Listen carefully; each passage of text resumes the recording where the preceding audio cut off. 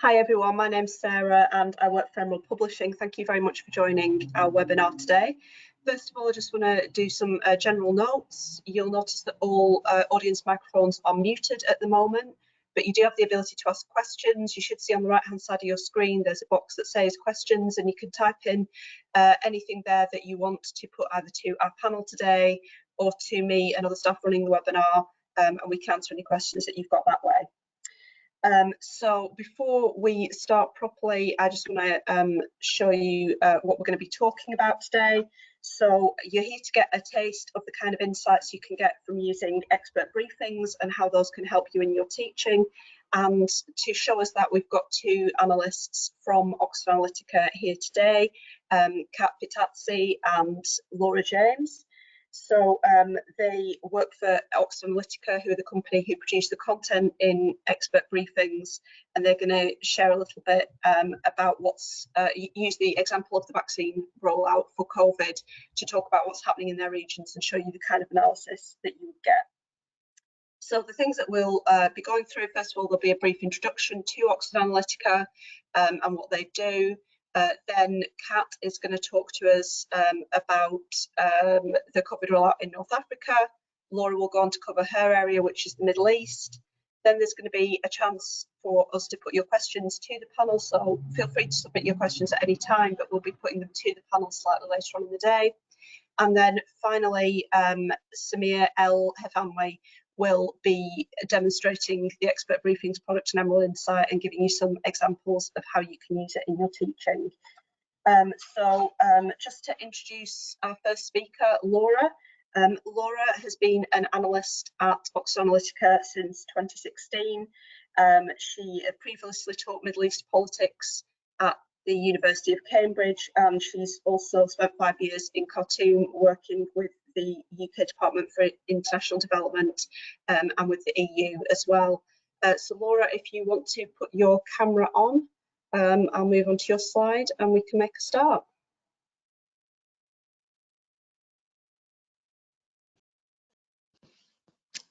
Thank you, Sarah, and good afternoon to everybody. It's a great pleasure to be here with you. As Sarah said, my colleague Katerina and I both work for Oxford Analytica, which is one of the oldest independent geopolitical analysis and advisory firms around. It was founded in 1975. As senior analysts on the team, Kat and I draw on a worldwide network of experts to provide timely, objective, forward-looking content on key global issues. Our clients include banks, businesses, government departments, intelligence agencies, and international organizations, and now increasingly through Emerald, academic institutions. Katerina covers the Sahel and North Africa, and she also has a specific focus on COVID-19. I'm responsible for our Middle East coverage, including the Gulf countries, Yemen, Iran, Iraq, Jordan, Syria, Lebanon, the Palestinian territories, and Israel. We're going to talk about the political, social, and economic impacts of the COVID-19 vaccination rollout in our respective areas. But first, I would like to share a few thoughts on how our inputs might be of use to you.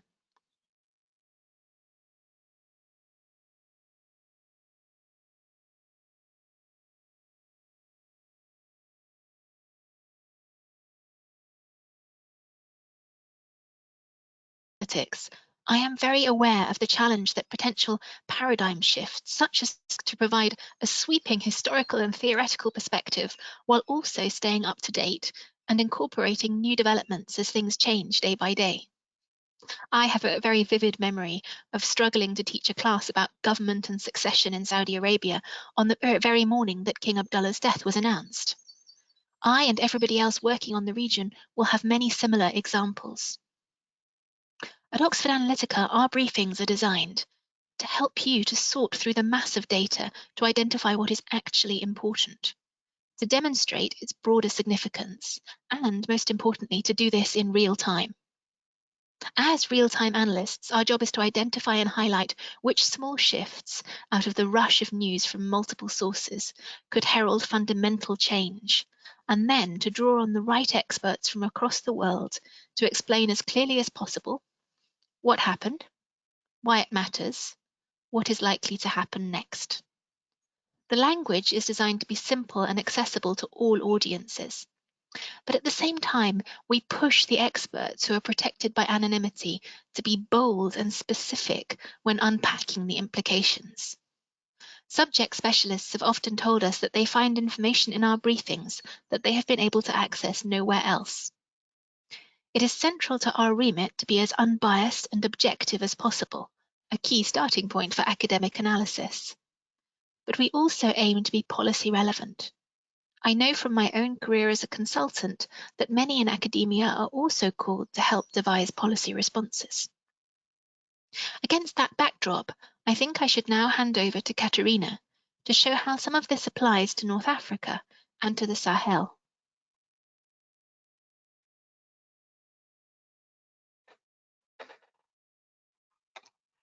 Hi everyone, so I'm having some internet trouble today and I will try to keep this short, but if I start saying that I'm cutting off, I will remove the video and hopefully keep plugging without saying my beautiful face.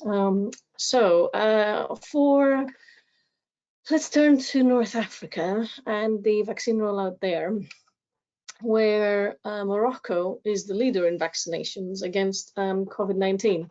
In fact, it's not just North Africa, it's a thing in the whole of Africa that Morocco is leading, and it has now inoculated nearly 25% of its population with a first dose. Elsewhere in North Africa, progress has been much slower, with Egypt, Algeria, Libya, and Tunisia all facing delays in securing sufficient supplies of vaccines. In fact, the Tunisian president last week urged the European Union to help his country obtain COVID-19 vaccines.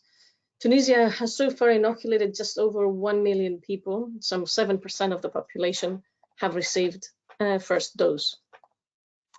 Meanwhile, in Egypt, the presidential advisor for health affairs last week said that the government aims to have 40% of its population vaccinated by the end of this year, through importing or manufacturing them locally.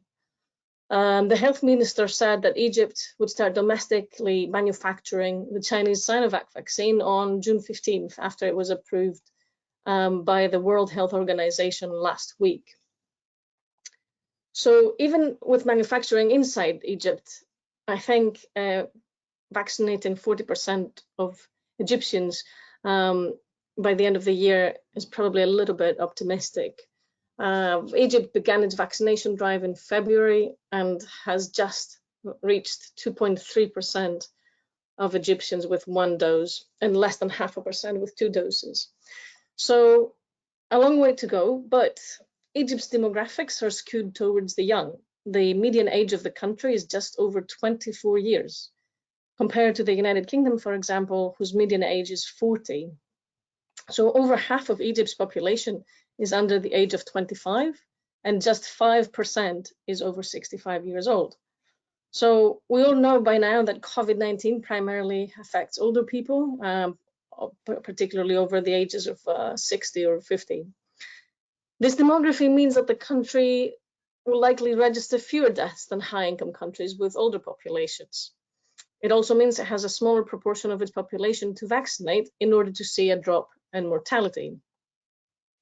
Nonetheless, I understand, and please correct me if this is wrong from anyone in the region or in the country, that except for health workers and the poorest segments of society, the vast majority of the population will have to pay for the vaccine.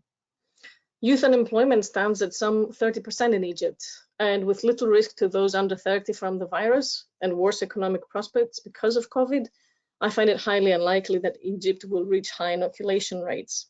The mortality, as we said, should fall through the vaccination of older cohorts and the vulnerable. So the rest of the North African countries are not as young as Egypt. Libya's median age is nearly 29, Algeria's 28.5, and Morocco's 29.5. Tunisia has the oldest population with a median age of 31.3. Tunisia and Morocco have registered high numbers of cases and mortality compared to other North African countries, but beyond the age factor, it could also be a case of better surveillance of cases. Libya has also been hit badly, partly as a result of disjointed responses due to the conflict there. Libya, Tunisia, and Algeria are also rather behind on their rollouts. They have struggled to get access to vaccines. Libya even missed the first round of deliveries from COVAX, the Global Vaccine Initiative, because they failed to file the right paperwork on time. They've picked up the pace since then, and now some 3.5% of Libya's population has had a first dose. So the slow pace of the rollout reflects badly on the region's governments, and this is compounded by the social distancing measures and the economic hit from the pandemic. So the global economy contracted by 3.3% in 2020, and the IMF expects that an additional 95 million people in the world are expected to have entered the ranks of the extreme poor in 2020. North African economies have all taken a large economic hit, and poverty is likely to increase there as well. So these factors could well feed into demonstrations against the authorities and wider political instability. Tunisia and Algeria have been seeing large waves of protests over the past years already. In Algeria's case, from the more coordinated Hirak movement, while Tunisia has seen a steady increase in protest action by various different groups over the years. In Egypt, protest is tightly controlled, but the economic effects of the pandemic could reinvigorate the street dissent there. The same holds true for Morocco. Although the kingdom is ahead in its vaccination drive than the rest of Africa, its rollout is still relatively slow. Rabat is preparing to open up for the tourist season now, but vaccinations are still rather on the low side for what is called herd immunity, and tourism is unlikely to reach pre-pandemic levels anyway. So another wave is likely in Morocco too. And on that negative tone, I will hand over to Laura for now, and I'll be back for the global picture. Thank you, Kat, for allowing me to provide a cheerful contrast to some extent, at least in some of the countries I cover. As you'll see, those attending, given the complexity of the vaccine-related issues across all of the different countries we look at, we only have time to give you a flavour of the sort of issues we engage on. But I might start, I think, with the Gulf states to provide a contrast. Now, despite some similarities, the 6 countries of the GCC have had very different COVID-19 vaccine rollout experiences. In terms of distribution, Bahrain and the UAE have pulled ahead, together with Qatar. That's interesting because Bahrain is in fact currently the 4th ranked globally, behind Israel, Canada, and the United Kingdom, which for a small country is in some ways easier to do, but it's equally a highly impressive statistic, heading for 60% of first vaccines across the population. Now, the more populous countries, such as Saudi Arabia and Oman, have been much slower in terms of coverage, and so too has Kuwait. Kuwait is a particularly interesting case, I think, because the slow rollout has not really been about population in that case, but because of political and bureaucratic blockages. And I think, given that what we're fundamentally doing here is looking at political and social trends, this is going to be a salient issue over the year ahead and going forwards. The debate about why Kuwait did not perform as well as other Gulf countries in the vaccine rollout is not going to go away. And I think that it will be an important one to track. And that's linked, of course, to discussions of economic developments coming out of the pandemic, debt issues, and all of the related complex of bureaucratic blockages. At an extreme end of the Gulf, the UAE economy, especially in Dubai, is highly dependent on returning to a global normal as fast as possible. And that has, if you like, contrasting effects. On the one hand, it's a major driver behind the swift rollout and the interest that the UAE has in getting the vaccine out as quickly as possible. But also, of course, it contributed to the spike in cases that the UAE saw early this year, because Dubai opened up for Christmas, essentially, and tourism came in, and with them, I'm afraid, the UK variant. The UK is also interesting because it's not just looking at vaccine rollout in its own country, it's also looking very strategically about the COVID vaccine rollout across the world. It's provided significant vaccine aid, for example, in Malaysia, a very large number of doses, or in the Seychelles, where much of the population has been vaccinated by the UAE. It's also looking to produce vaccines itself, the only Gulf country so far to be heading in that direction. More importantly, it's positioning itself as a transport hub between Europe and Asia for the transport and rollout of the vaccine. And this isn't just a short-term phenomenon. I think it's worth bearing in mind, because the assumption everywhere is there will be new vaccines to deal with new variants.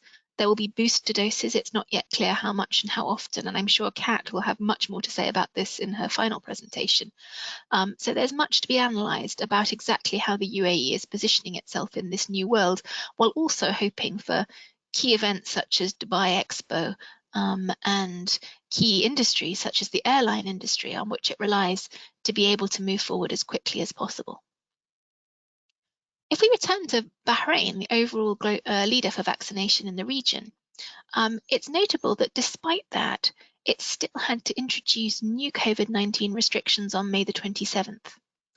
And that, I think, drives home some very important points about what the dynamics really are between vaccination and COVID cases in the immediate term. The other point about Bahrain that's quite interesting globally is that it's offered third booster doses quite early to many people who are perceived to be vulnerable, the elderly and also health workers. And this, I think, could prove to be a trend-setting move more broadly. And again, Kat may have more to say about this, particularly in regard to the different vaccines and the necessity of booster doses.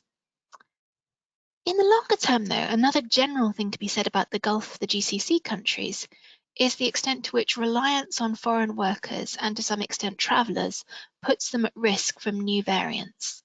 So vaccine updates are going to be very important here. And here I think we can return to the case of Saudi Arabia, where there is quite a long-term concern around COVID-19 and the Hajj, and of course the Umrah pilgrimages. We saw an announcement yesterday that the plan for this year's Hajj is still pending.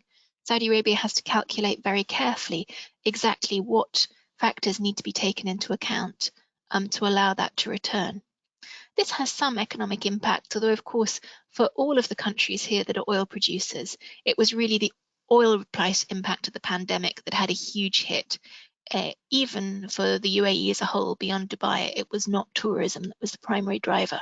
But tourism matters. Tourism is important for diversification. And for Saudi Arabia, religious tourism is still the main game in town. So the Hajj matters economically as well as socially, and indeed, of course, primarily in religious terms.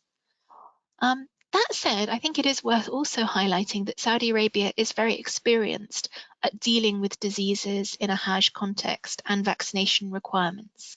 And I think that there are lots of mechanisms that can go into play quite quickly. So moving on then from the Gulf for now, we could look at the world leader in terms of vaccination, and also, of course, the Middle East regional leader, if we define it broadly, which is Israel. And again, there's very much to analyse here, especially in terms of how a small country can successfully return to whatever it defines as normal through a vaccination programme. Initially, people had vaccine passports to get back into hotels and restaurants. Now even those vaccine passports are being abandoned. But it's also very interesting on political issues. One factor we've looked at in some detail is the role that the progress of vaccination played in Prime Minister Benjamin Netanyahu's re-election attempt, which now looks like it's failed. It was an absolute key driver for him to be able to show that while he hadn't necessarily been very successful last year in handling the pandemic, he had got the vaccination out quickly compared with the other countries in the world. He'd used his trademark personal connections. He'd arguably sold off Israelis' medical data, but he had won this mass vaccination program first in the world.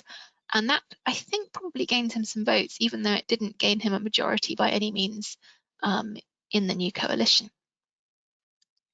Then I think another important political debate is about differentials between the Arab, the ultra-Orthodox, and the mainstream Jewish population segments in Israel.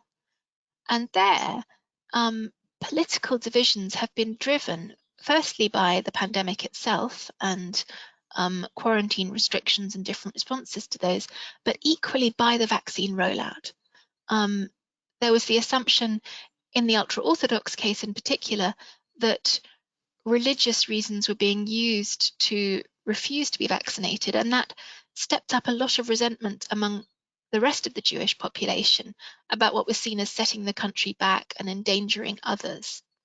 Meanwhile, Arab populations, there was also some vaccine resistance, but early on in the vaccination drive, there was clear evidence that Arab populations simply weren't being offered the vaccine as quickly and readily as most Jewish populations. And that, again, I think, has the potential to be a long-term politically divisive issue. And then, of course, beyond Israel proper, there is very deep global unease over Israel's failure to share many vaccines with Palestinians in the West Bank. And again, that is going to be an issue in foreign policy discussions, in aid discussions, and in Israeli-Palestinian relations going forward. If we head just across the border to Jordan, this is a very interesting case because in terms of my region, the contrast is quite stark between the winners and the losers. Jordan is somewhere in the middle. It's just above global average for vaccination rates. It's behind most of the Gulf, not necessarily Oman, but it's moving ahead compared with much of the region. It's got about 5% of the population already double vaccinated. Here, I think the most interesting story and issue to track is economic. So Jordan is a very classic case of the urgency of the economic pressure to lift restrictions. Because the government has such limited capacity to provide long-term help to the private sector and has limited state revenues that can step in and step up, particularly given the decline in Gulf aid in recent years. And I think here again, we've been watching periodic bouts of political unrest in Jordan in 2021. Obviously, there has been some unrest that is specifically related to COVID-19. There was the Salt Hospital disaster where people died because oxygen ran out, and that was very specifically COVID related. But I think more generally, there have been unrest on a number of, for a number of different reasons this year. And I think that you have to look at that in the context of a long-term set of restrictions that are hindering people's ability and incomes, partly because of what the government has done, also, of course, because of the global economic situation. And so I think that the vaccination rollout is going to be key to track in terms of Jordan's ability to return to normal. And here I think tourism really is a factor. Getting people back to Petra, to all of the other places where Jordan has resorts will really matter. And I think it's, you know, at the moment, globally, tourism, as Kat said, is looking as if there are going to be very many hindrances to a real revival, and that's a problem. Jordan is also, of course, notable for its very progressive refugee vaccination policy. It was very publicly one of the first countries to vaccinate refugees on the same basis as citizens, and I think that's important both internally and externally as a talking point. We could then perhaps, in contrast to the Gulf, take a look at Iran. Now, here is a country that is paradoxical because it has a very advanced medical sector, but yet less than 1% of the population have so far had 2 doses of the vaccine. And this slow pace has meant repeated resurgences with a limited ability to lock down in the country because of economic constraints and older population, and so more deaths. So Iran is in a very vulnerable position and has been throughout the pandemic. I think the trends here, again, if we're moving from the factual to the political, to what we're watching going forward and what's really going to matter in the long term, there are perhaps 2 things. One is this is going to drive a very long-term resentment, particularly of the impact of US sanctions, which will be blamed for many of the blockages to Iran's access to vaccinations. For example, frozen funds that Iran wanted to use to purchase vaccines. Even if part of this, much of it perhaps, is a government narrative, it's a government narrative that plays into a deep resentment of what US sanctions have done to the country so far.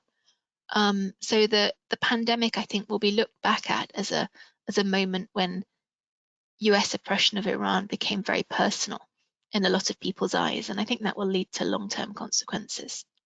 The other interesting fact is the focus on homemade vaccines and how this relates to public trust and distrust. So it's interesting because, again, you know, Iran does have a very advanced medical sector, There is capacity to produce vaccines, and there are constant announcements about homemade vaccines, but there's also much public distrust. I think because there is no sense that if these vaccines didn't in fact work, the population of Iran would be told so. And so there are very complicated dynamics going on. And particularly, the Supreme Leader's statement that Iran wouldn't accept US or UK made vaccines because it didn't trust them. And then, of course, they in fact have to some extent come through COVAX. That's very complex and controversial and plays into a whole lot of issues that Iran has, particularly in the current constrained presidential elections, around how much trust people have in what they're told by the authorities. And that, again, is going to have a long-term impact socially and in terms of the response to the pandemic. Now, even Iran, of course, is still ahead of the region's conflict-affected and economic crisis countries, which I probably should talk about at least briefly. Here I'm thinking of Lebanon, Syria, Yemen, Iraq, and the Palestinian territories. And here the story is not only about very low numbers, but also about the politicization of what is actually provided. Now, Lebanon, for instance, is a strong example of elites jumping the queue, and that caused much political anger and even had international consequences, with the threat of aid withdrawal after vaccines that were brought in as international aid went first to people linked, for example, to the president and others. That said, Lebanon also has a small population and a well-developed health sector, which is just suffering from a massive shortage of money, and particularly foreign currency, allowing it to import medicines and equipment. So, for example, Lebanon just over the last couple of days held a Pfizer marathon, and that followed an earlier AstraZeneca marathon, encouraging people outside to be vaccinated. So despite all Lebanon's massive financial and to some extent organizational problems, there is still much capacity and resilience and demands. People are aware of their rights and aware of what their elderly relatives need. So there's possibility to move forward in Lebanon, especially given that with a small population and countries willing to provide aid, vaccines can ultimately come through. In long-term conflict countries, vaccines are also part of aid programs, but in there we have a much more complicated situation. I think particularly high levels of potential politicization. And in both, say, Syria and Yemen, differences in the areas of control will lead to differential outcomes.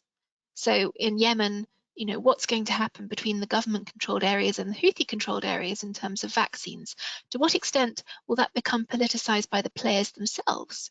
The Houthis in Yemen have a very long history of almost conditioning aid access to the populations they control in order to gain other benefits, political and economic, that suit the movement.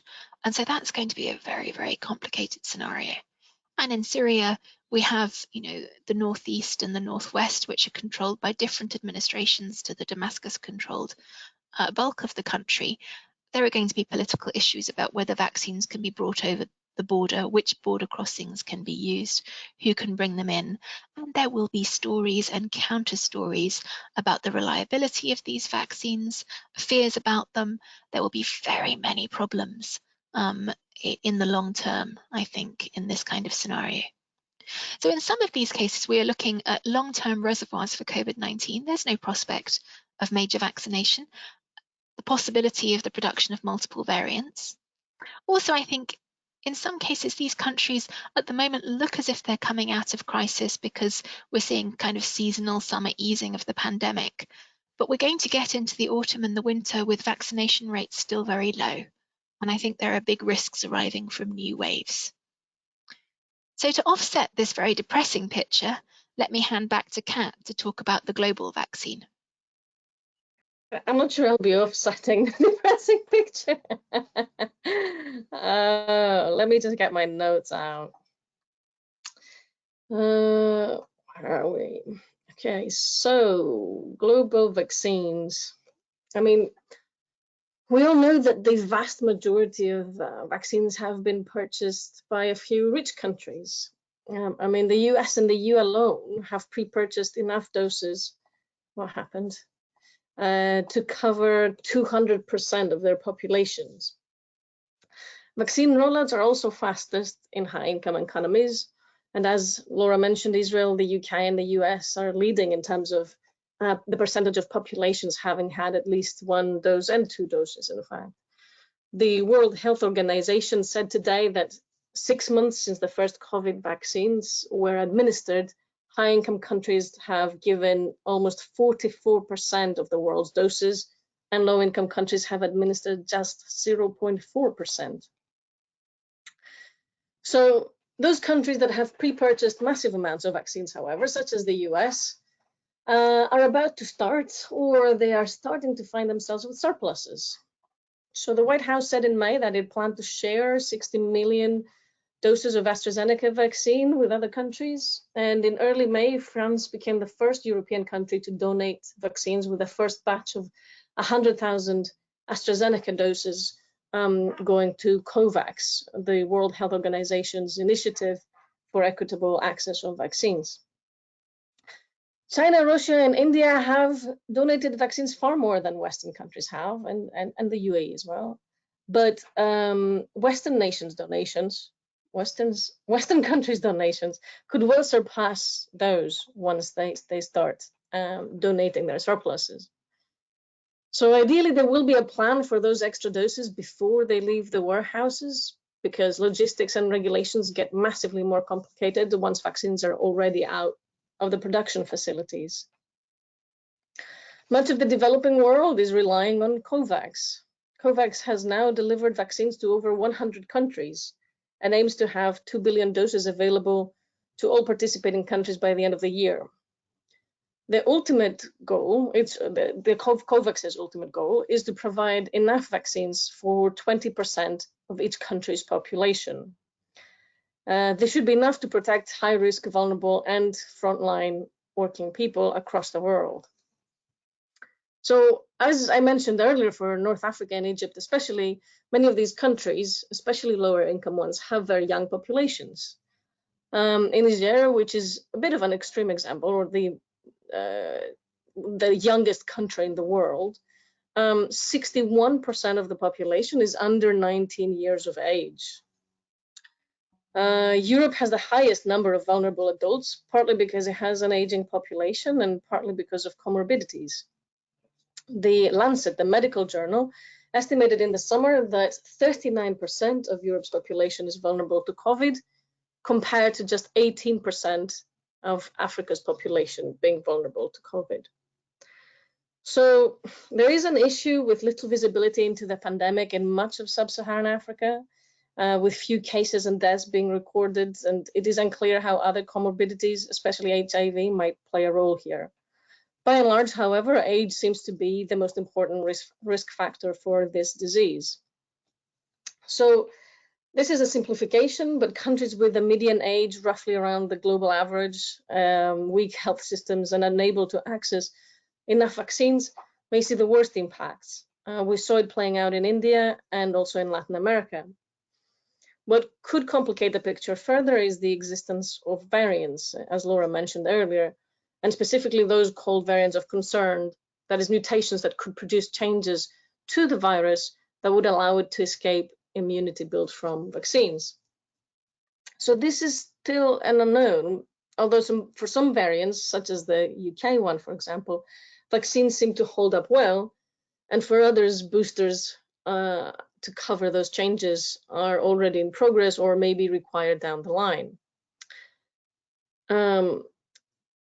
With regards to boosters, it is still unclear which vaccines or which people might need boosters. So some vaccines have slightly lower efficacy, and these might need a booster, others might not. People that have had COVID and then got a vaccine dose, even if with one dose, might be fine and might not need another booster. So all of this is still being investigated by scientists, and we will know more down the line as things develop. The problem is the more the virus disperses unchecked, the more the potential for a consequential variant to emerge. Vaccines that currently are approved are able to reduce transmission of the virus to varying degrees, as well as block severe disease. However, many countries are unlikely to manage full vaccination coverage for their whole population, certainly not this year, but probably not in 2022 either.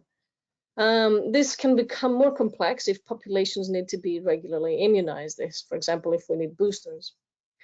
COVID-19 is therefore likely to become endemic in many countries, though the pandemic phase will eventually and hopefully end by reducing its mortality through vaccines. However, the question of variants could well retain salience further down the line, especially if the virus becomes endemic, as we said, in certain countries. This would also complicate travel, and vaccine passport may be required to travel to certain countries where the virus might be endemic, not unlike what we see with yellow fever vaccines, for example, and yellow fever passports. If booster vaccines are needed to keep the virus under control, then we may see further vaccine scrambles down the line and a widening of the gap between poorer and richer countries. So I will end on this particularly positive note here, and we can take questions.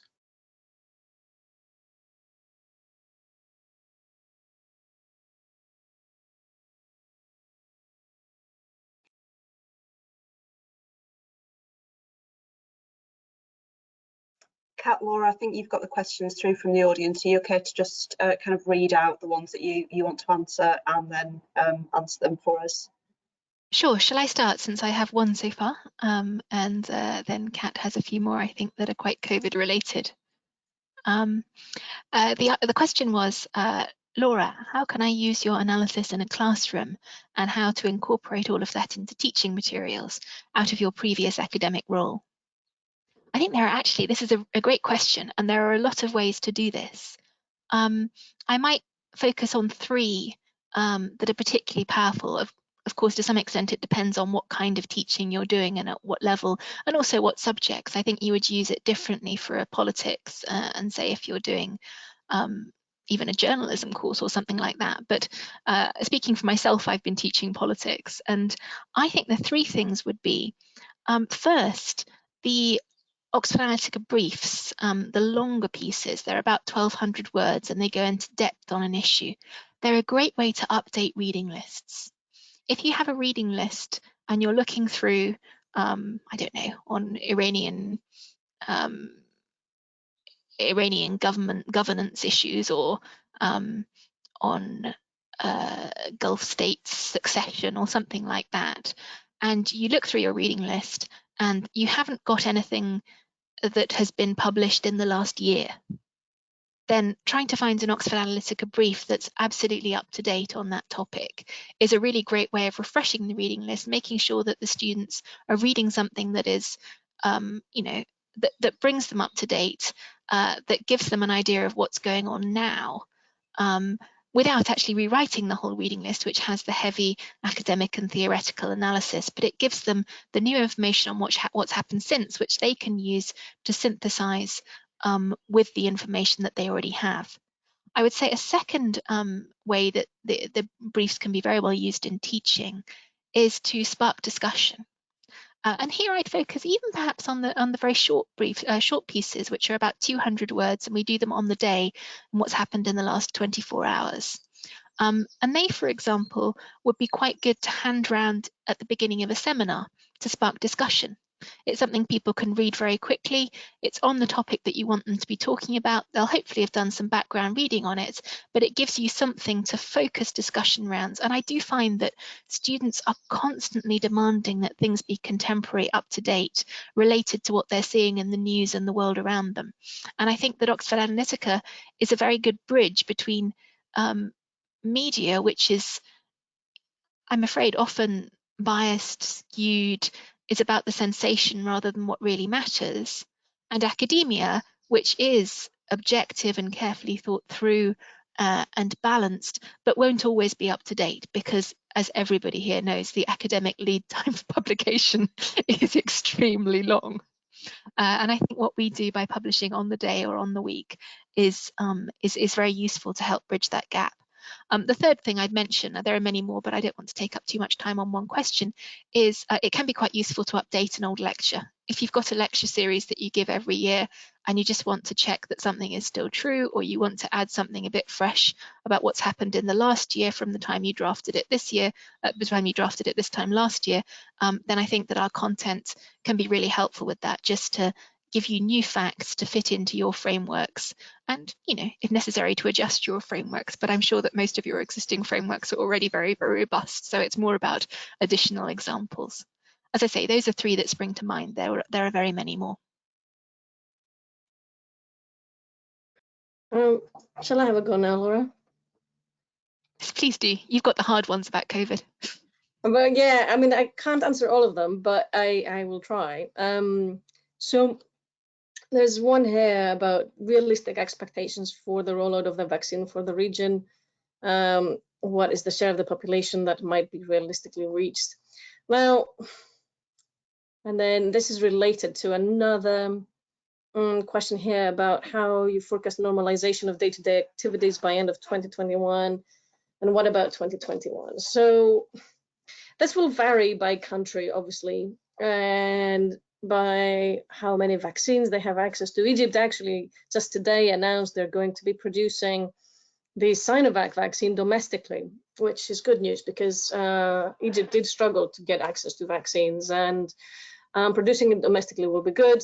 I think the problem down the line will be whether it encounters blockages in raw materials, which there have been kind of shortages of, but just people trying to get, you know, needles, gloves, but just vials, things like that. It's just everybody wants massive amounts of vaccines, and there's only so many people that can produce the various inputs that go into those vaccines. So the more we ramp up production of this particular vaccine for this particular disease, then the more demand goes up for the peripherals, which haven't necessarily seen the same ramp up, right, like the same investment. So I think that might be something that comes up down the line, and, you know, could well slow down whatever production efforts are being done for other countries in Africa or in North Africa, the Middle East, such as Egypt, or Algeria also wants to produce the Russian Sputnik vaccine as well. Now, in terms of how things might progress, so you see the graphic that we put here, the potential speed of exit from the pandemic phase of COVID. I think a lot of it will depend on the population sort of pyramid of each country, and how many old and vulnerable people a country has versus how many vaccines it has acquired, and how quickly it can roll them out to these very vulnerable populations. So my sense is that once enough people from the older and vulnerable cohorts are vaccinated, or perhaps all of them, once you vaccinate these cohorts, then hospitalizations should reduce dramatically. And that will allow for social distancing measures to go down. The trouble now is, of course, with the variants, because they not only, some of them can reduce vaccine efficacy, but also vaccine efficacy is not as high in older populations. Immune responses don't quite work as well in older people. So even with vaccines, they might not be 100% protected. It might be much less than a younger person. So what authorities would want to do is create a shield around those vulnerable populations by vaccinating younger cohorts, right? Because if you have the virus sort of circulating widely among the younger populations, then this will affect and infect people who are older, even if they're vaccinated, if the vaccines are not like 100%, which they won't be 100% effective. So, but once you have the majority of the vulnerable and your older cohort vaccinated, then hospitalization should reduce dramatically, and social distancing measures should start coming down, although some will remain, even because you don't have everybody vaccinated, so you still have virus around. So you're trying to reduce the incidence of this through other measures. But I think many countries, or most countries in the world, will be very conscious of the economic impact, and they will be very keen to restart economic activity, and especially with countries that have massively young populations, or countries that have experienced quite a bit of political instability and political upheaval. And that's the case for Tunisia and Algeria, with a lot of younger but also slightly older people who have been very impatient with the pace of political change, and things will only get worse for them because of the economic impact of the pandemic. So yeah, in a nutshell, it will depend, but it won't take as long, I think, as fully vaccinating 100% of a population, right? Things will improve once a certain amount of people is vaccinated, and this will vary from country to country, and unfortunately we'll have to wait and see how that also works in real time, with the examples of the countries that are ahead, such as Israel and the UK and the US. I don't know if you have any other questions, Laura, that have been. I think we're good. I think we're probably good to hand over to Samir at this point. Oh, yeah. I think so, yeah. So thank you so much, Kat and Laura, and thanks everyone for sending your questions in. I'm going to pass everyone over to Samir now, who's going to tell you a bit more about the product and how you can use it. Sarah, would you allow me to share my screen, please? Yeah, I'm just making you presenter now.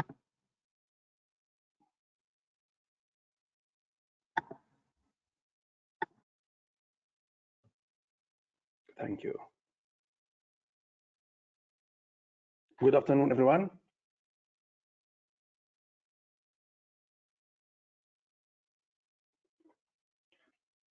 Can you see my screen now? Yes, we can see your screen. Thanks, Samir. Absolutely. Thank you so much. Okay, I was planning to share a couple of slides, but due to the time, I would like to directly go to the demo quickly to show you how can you use expert briefing, utilize it in your classroom, make the best use of it. First of all, I would like to say that with expert briefing from Oxford Analytica and Emerald, now you don't need to be an analyst. You have an analyst on your desktop, in your computer, in your mobile. With expert briefing, you have to be your own analyst to your classroom students. Let's go and see how we can make quite a good search on expert briefing to use some of the briefs and the graphical analysis into the classroom teaching materials. First of all, you just head to the URL bar with emerald.com and just hit enter. Sorry.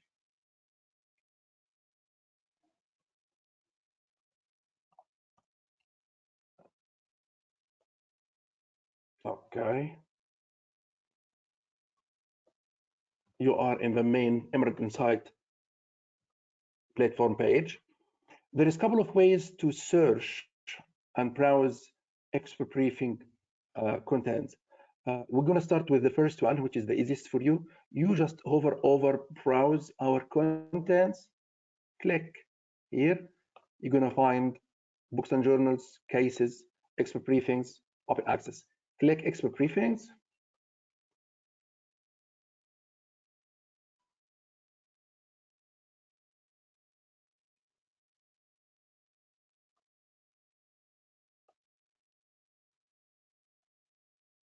Okay, it's taking some time. Yes, here's what you're going to see. A nice page full of colors. A couple of things here I would like to draw your attention to. It's highly advisable and recommended to create your own profile. Have a profile so you can save your searches, subscribe to notifications, alerts, table of contents. Click on profile, create one profile using your own username and password, which is your email and 8 digits password. I am logged in already. Here, I would like to show you a great facility, a great service from Emerald. You can subscribe. If you click here, subscribe to stay up to date. You will receive up to the minute expert briefing, daily briefs, email alerts. Once any single briefs is out, usually they produce around 16 to 20 a day. So you will receive emails to alert you of the available ones immediately. So subscribe for this. If you have access or not having access, you could subscribe to this service for free, which is going to keep you updated. Okay, now you can do a quick search via the search bar over here. Let's search around COVID-19, which is the topic of today.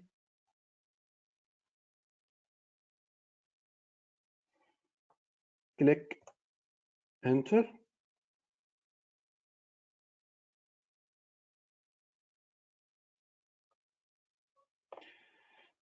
You have more than 3,000 pieces of expert briefing contents discussing and analyzing COVID-19, which is a very hot topic almost for a couple of years now. So you could do a little bit of filtering to narrow down your searches. If you look at the right-hand side here, you could filter with the publication dates here, last week, last month, last 3 months, or between different dates. You could filter with the different types of the contents. As Laura said, there is the executive summary, which is around 200 words, comes daily. There is the expert briefing, in-depth analysis, more than 1,200 words, and the graphical analysis pieces, which is great. I love it the most. So you can check and choose any of them. And let's click on graphical analysis.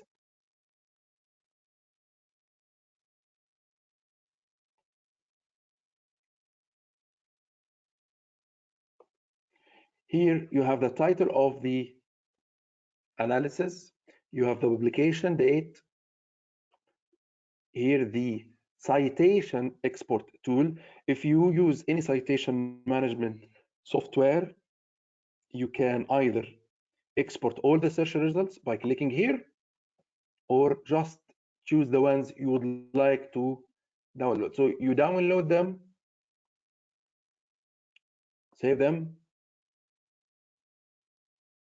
in your own folders, then you can use for your own reference and citation management tools. This is the most important feature of expert briefing here. You can rely on the DOI and the citation facilities that we offer.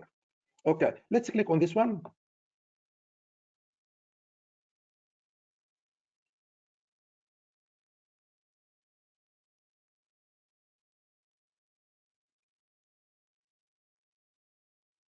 Here is again the title of the brief. Here you can extend your search as per geographical area, so international, Spain, topic, maybe social, health. You can extend, get more briefs with similar search results by choosing any of those filters. If you look down here, which is very important, back again, for any classroom activities, for any research activities, citation, Oxford Analytica 2020, the title, and then the DOI, Digital Object Identifier. You can export this. This is identified and discovered by Crossref, which is the most important discovery infra layer for research and teaching materials. You can export this. You can copy this URL.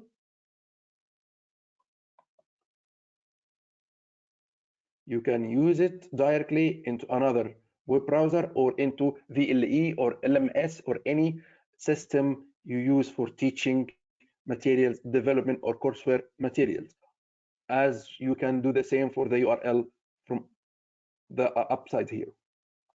Okay, how it looks, this graph. Okay, very informative, well done, great information, well distilled, well analyzed, all in one place. If you click them, it should be expanding. If you don't activate your pop-up blocker, it will expand. So you can read across. You can use it in your own presentation. You can use it in seminars. You can use it in teaching materials. And you can assign students to have their own assignments, homework based on such kind of graphs. This is one type of the expert briefing content. There is another way to search within the expert briefing and Emerald platform. If we click advanced search, yes, here you're gonna find all of Emerald contents back again: journal, articles, book, case studies, early sites, and expert briefing. Just click expert briefing, and let's do again COVID. And now COVID with vaccination. You can add further keywords. Say Middle East. Add another one, maybe Saudi. Date range, let's say 2020 to 2021. Click and hit search.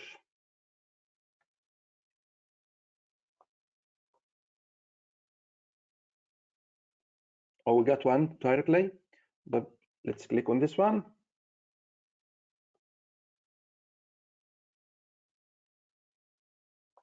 Here you can filter the search results. You can expand on your searches with the geographical areas, topics, economy, industry, international relation, whatever you like. You can do that from here as well. So it's very handy. Here it looks. So the significance, the impact, the event, significance of analysis, the analysis itself, geostrategic recalibration, a nice graph as well here. And down here, you can see the conclusion, which is very important part, where you can share the conclusion, let the students discuss the conclusion and do a little bit of retrospective analysis on their own by reading the conclusion right away. If you go up here, you can see this, save this search. You can save whatever searches you do right away. If you have a profile, as I said, if you have a profile, you can save your own searches down here. You can revisit them anytime to see and research and build your own reading list, resources, materials, and share it with your own student in the classroom. If you click on Emerald Insight, it takes you back to the main search bar. You can search on anything again here. This is the last thing I would like to share with you.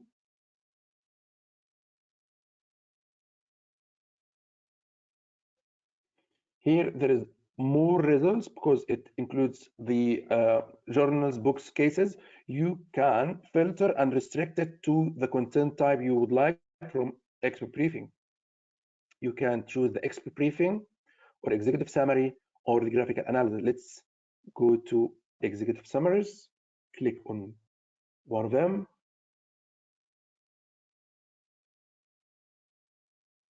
Okay, again, there is a lot of filters over here. You can export the citation. If we click here, Egypt and UAE may find themselves at odds over Libya. Okay.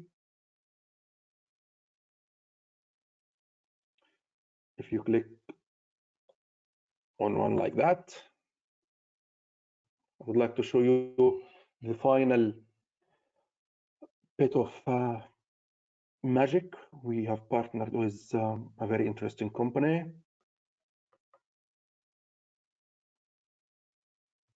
Oh, it's not here. Yeah, see, it's showing now. Sorry for the delay. We have partnered with Trend MD, which aggregates more resources and contents related to the same topic, so you can get further results related to your search right here. Some of them will be within expert briefing, some will be within Emerald journals and books, and some will be outside. But we try our best to give you the best experience ever to make your searches and your teaching journey fantastic and impressive. That's all. Sorry for the limited time. It could be much more than that, but hopefully we can meet one more time. I'm going to have much time to explain how can you incorporate and how can you spark and inspire your students and run a couple of seminars and activities within the classroom and your own campus. Thanks and have a great day. Thank you so much. Thanks, Samir. That was a fantastic run through. That was really useful. Thanks everybody for attending today. I hope you found it really useful. If you want to get free content from expert briefings every month, as well as some tips for how to use expert briefings in your teaching, just go to the bit.ly link that you can see on screen at the moment. It's expert briefings, MENA, MENA. And you can sign up to our monthly pick where you'll get that free content every 4 weeks direct into your inbox. Thank you so much for joining us again. Bye.